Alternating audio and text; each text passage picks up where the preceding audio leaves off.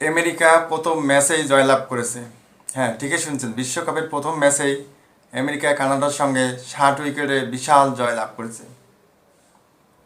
বন্ধুরা, বিশ্বকাপ শুরুর আগেই আমেরিকা বলেছিল যে বিশ্বকাপে তারা চমক দেখাবে।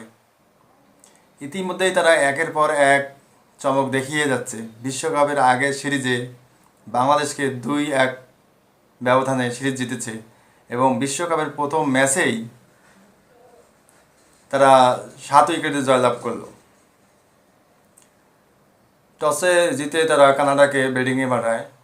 কানাডার ব্যাটিং দেখে মনে হয়েছিল যে যুক্তরাষ্ট্র একটা বা আমেরিকা একটা ভুল সিদ্ধান্ত নিল, কিন্তু না, শেষে তারা আমাদেরকেই ভুল প্রমাণিত করে দিল।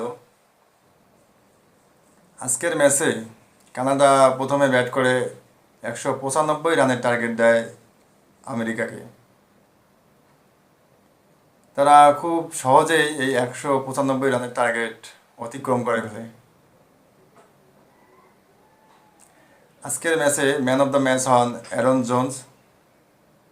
সে 40 বলে 94 রান করে, তার মধ্যে ছিল 10টি 6-এর মার ও 4টি 4-এর মার। কানাডা অবশ্য ভালো খেলেই হেরেছে, বাংলাদেশের মতো অত খারাপ খেলে হারেনি।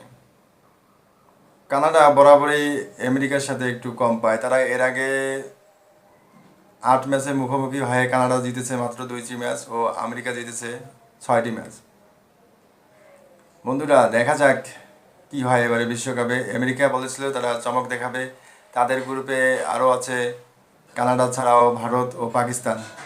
আপনারা কি মনে করেন যে তারা ভারত ও পাকিস্তানকে হারাতে পারবে?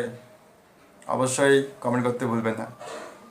আর আপনারা যদি পেজটিতে নতুন হয়ে থাকেন অবশ্যই ফলো দেবেন এবং ইউটিউব হলে সাবস্ক্রাইব করে পাশে থাকবেন। ধন্যবাদ।